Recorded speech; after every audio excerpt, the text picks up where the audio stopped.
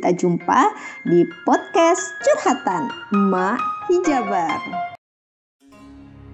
Abu Dzar Al-Ghifari bagian keempat, melawan kezoliman dengan cara damai. Semboyan yang terkenal. Sampaikan kepada para penumpuk harta akan setrika-setrika api neraka. Muawiyah sadar akan bahaya dan cemas akibat ucapan tokoh ulung ini. Tetapi ia pun paham akan pengaruh dan kedudukannya, sehingga tidak akan melakukan hal yang menyakitkannya. Segera dituliskannya surat kepada Khalifah Utsman. Ia mengatakan, Abu Dzar telah merusak orang-orang Syria. Sebagai jawabannya, Utsman mengirim surat meminta Abu Dzar datang ke Madinah. Kembali Abu Dzar berkemas menyingsingkan kaki celananya, lalu berangkatlah ia ke Madinah. Pada hari keberangkatannya, ucapan selamat jalan dari khalayak ramai yang belum pernah disaksikannya selama ini. Aku tidak memerlukan dunia tuan-tuan. Demikianlah jawaban Abu Dzar kepada Utsman setibanya di Madinah. Setelah berlangsung diskusi yang cukup lama di antara mereka.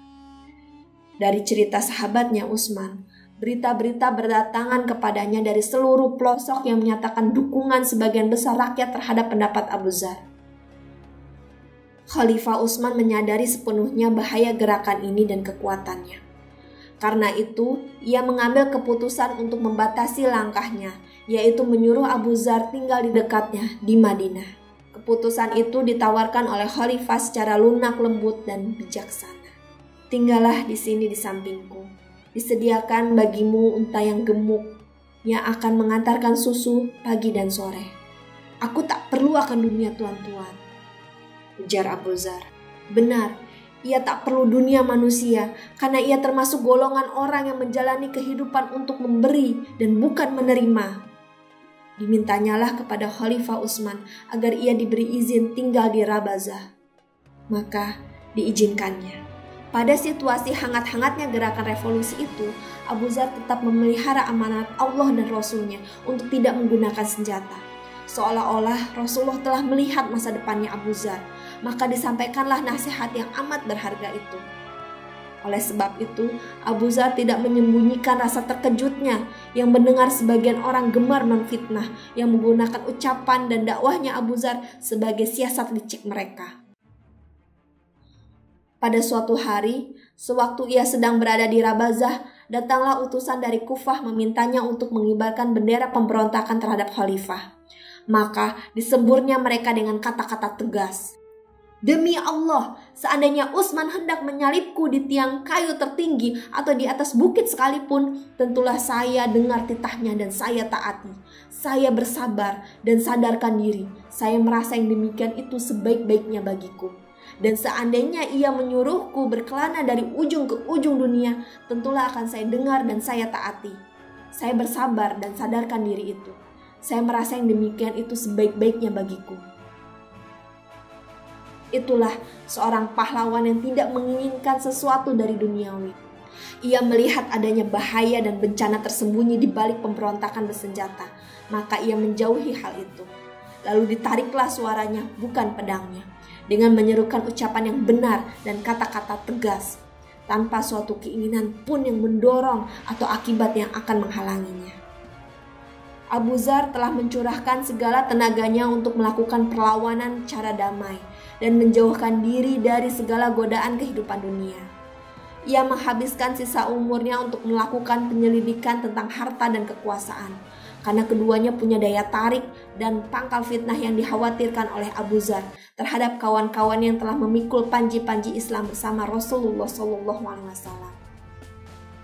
Abu Dzar berkeinginan bahwa mereka harus tetap memikul panji Islam sampai seterusnya. Abu Dzar tak ingin seorang pun di antara sahabat Rasul menjadi pejabat dan pengumpul harta. Tetapi ia berharap mereka tetap menjadi pelopor pada hidayah Allah. Ia telah mengenali tipu daya dunia dan harta ini. Ia menyadari bahwa Abu Bakar dan Umar tidak mungkin hidup kembali. Ia pun telah mendengar Nabi SAW memperingatkan sahabat-sahabatnya akan daya tarik dari jabatan dan dinasihatkannya. Ia merupakan amanah dan di hari kiamat menyebabkan kehinaan dan penyesalan, kecuali orang yang mengambilnya secara benar dan menunaikan kewajiban yang dipikulkan kepadanya.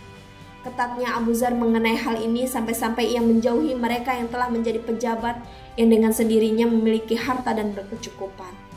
Pada suatu hari, Abu Dzar ditemui oleh Abu Musa al-Asy'ari. Abu Musa al-Asy'ari membentangkan kedua tangannya sambil berseru kegirangan dengan pertemuan itu. "Selamat wahai Abu Dzar, selamat wahai saudaraku." Tetapi Abu Dzar menolak. Katanya, "Aku bukan saudaramu lagi.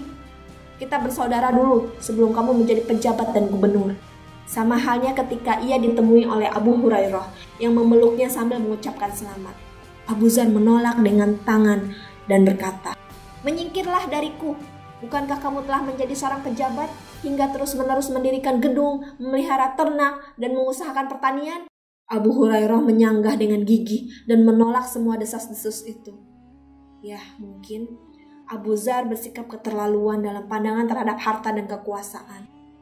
Tetapi ia mempunyai logika yang harus dikokohkan dengan kebenaran dan keimanannya. Seandainya sebagian orang melihat bahwa ukuran itu terlalu ideal yang tak mungkin dicapai, tapi kita saksikan Abu Dzar sebagai contoh nyata.